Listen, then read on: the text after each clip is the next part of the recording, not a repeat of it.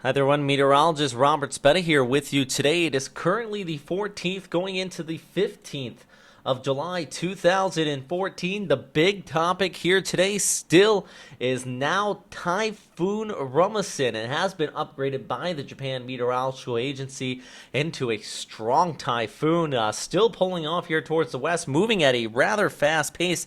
Actually, at this time, right around 17 kilometers per hour. So it has slowed down slightly, but still fast enough where it is expected to make landfall here by Tuesday afternoon across the Bicol region and eventually pushing over much of southern Luzon, bringing heavy rainfall and gusty winds with it, potentially damaging winds actually coming out of the storm system, and then eventually moving directly over the Metro Manila area. So this is definitely something, if you are out here, you want to be getting ready for already. We're looking at those cloudy skies, the showers starting to push in across the Bicol region. This is actually from the university there. Signal force warnings have been put in place. Signal force 1, this is actually one of the older ones we had up in here, but we are also looking at signal force 2 across much of the Bicol region and even extending over towards the Metro Manila area up into signal force 1 as well. In short, it just means a storm is coming. You do want to be prepared. This is being compared up with a strong storm from 2006. I don't think it's quite as strong, but you still want to prepare for the potential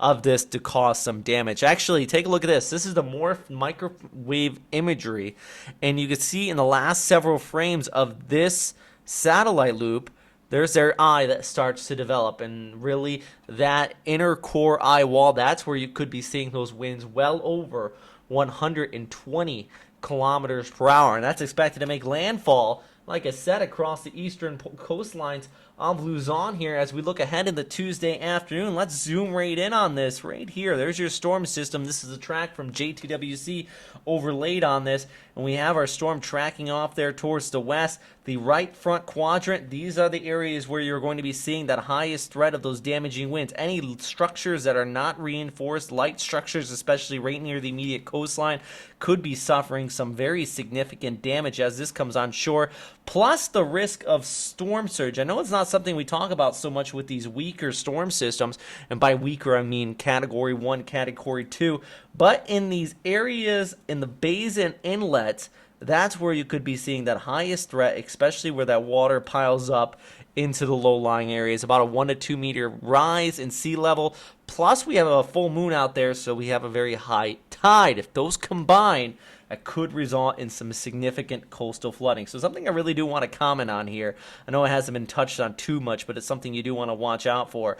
Now, as this does push off towards the west, those damaging winds are going to come with it, pushing across southern Luzon. Good news, it will weaken as it does so, but it still has those winds coming on shore, and it still has a lot of moisture coming from the inland sea here, and then off there towards the north, a lot of showers still, or a lot of winds still coming on shore. So despite it moving over land this entire time, the center of circulation, the moisture inflow is still there, everybody. So don't be surprised if this maintains at least severe tropical storm intensity until it moves over the Metro Manila area, bringing those gusty winds. Now, as far as Manila is concerned, though, I don't think the winds are going to be the biggest topic out of this. It's going to be the rainfall. And as far as much of Luzon is concerned, unless you're on the immediate coastline, it's going to be the rainfall out of this. We're going to be seeing that threat of some flooding coming on shore. In some areas, you could see as much as 50 to 100 millimeters per hour, or 50 millimeters per hour is more like it, but some areas could see as total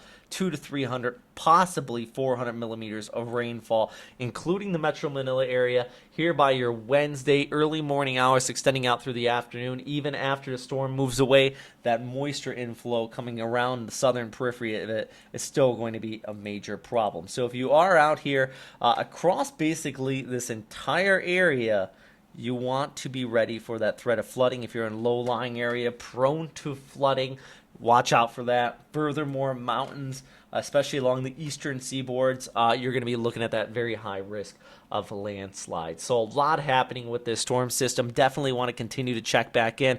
If you have any questions, comments, or suggestions, I would love to hear that. We want to give you your feedback, but really the rainfall is going to be the biggest problem. I think inland, near the immediate coastline, you still could be seeing some damaging winds coming out of this.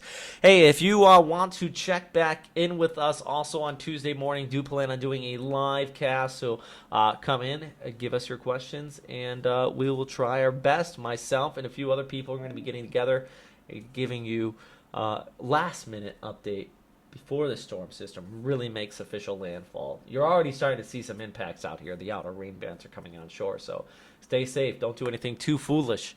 That's one of the biggest things we say. If it looks dangerous outside, probably is. That's my best advice I give you at this time. Thanks for watching, everybody.